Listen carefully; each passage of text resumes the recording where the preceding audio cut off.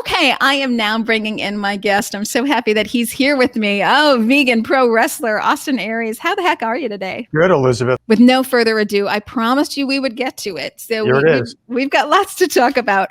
But please, for the record, give us your top tips for where to get your protein. Number one, don't worry about where you get your protein. I love it. The vast majority of us who aren't, pro athletes, who aren't tearing our body down and trying to rebuild it, are getting plenty of protein in our daily diet. So I think that we need to look at protein as no more or less important than our carbohydrates, our fats, our fiber, our micronutrients. Protein is just one of the important components to a healthy diet. It's not the most important. So I think, especially for guys, we've been really driven home this idea that protein is like this ultimate calorie that only puts on lean muscle mass. And the more we consume of it, the more muscles we get. And it's just not true. So that's tip number one. Stop worrying so much about your protein.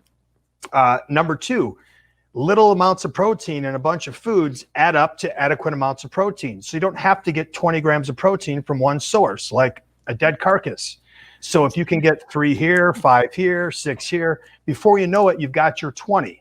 A couple of my favorite protein sources: nutritional yeast, 3 grams of protein per tablespoon.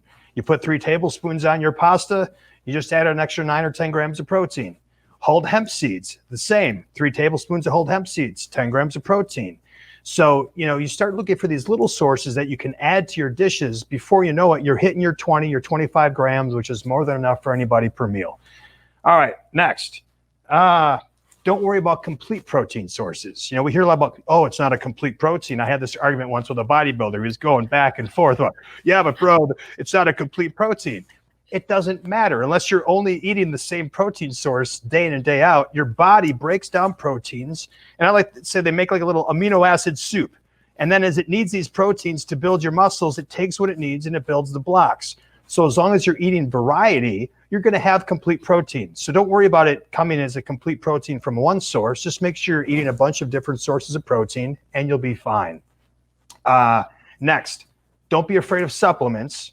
Sometimes it's not easy, especially if you are an athlete or you are someone who needs more protein intake than regular. You can't necessarily always get it from food. So don't be afraid of using a protein supplement. However, be mindful that not all protein supplements are made equal, and that some of the highest contaminants come from plant-based protein sources. Heavy metal contaminants, if you look by and large, are a lot of our plant-based protein supplements because it's being sourced from rice and from these things that are very highly contaminated, right? So make sure you're fact checking what type of protein supplements you're using. That's why I like, again, I'm not trying to shill for them, but I like Purium because they're one of the only supplement companies I know of that test for heavy metals in all their supplements.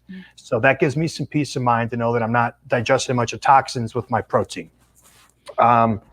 Focus on your micronutrients, focus on your overall calories. And if you focus on those things, you should be hitting your protein source, unless you're just eating Oreos and iceberg lettuce all day. Then you've got a bigger issue than protein going on.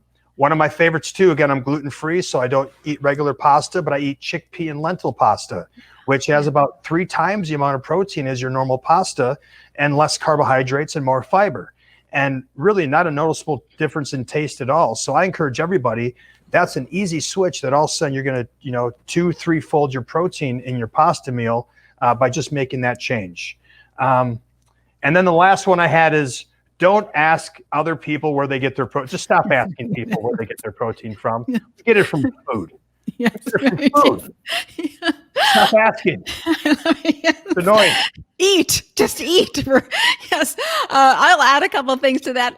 Stop asking where do you get your protein. Start asking where do you get your fiber. Fiber is the most important thing. You can't be healthy without fiber.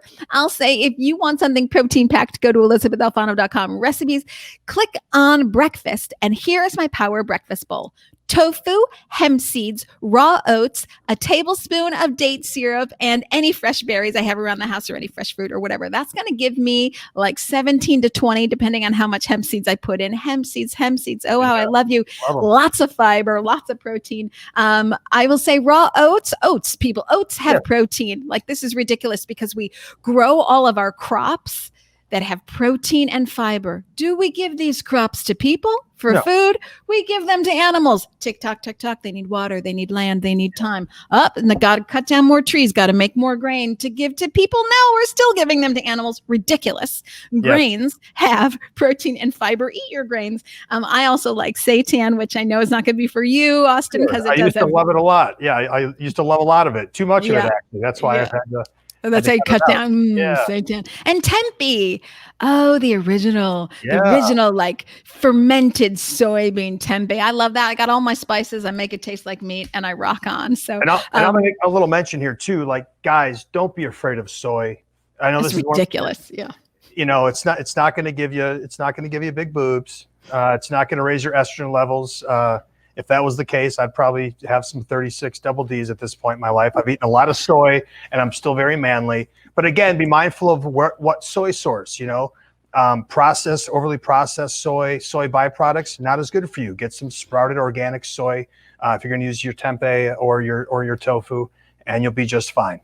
Yes, I would agree with this. So if you go to Asia, where people have lived on soy their entire lives, all day, every day, none of those Asian men have boobs. In fact, they're all quite lithe. So those people have been living on soy. You don't see any boobs on them. And in fact, prepare yourself, folks. You already eat gobs of soy, because if you're eating meat, all they do is eat soy. And if you're eating processed foods, there's a lot of soy in that. So stop saying, I don't want soy, and focus on, I want the good soy, the non-GMO, the organic, the non-processed soy. You're going to get your protein, your fiber, all these great things.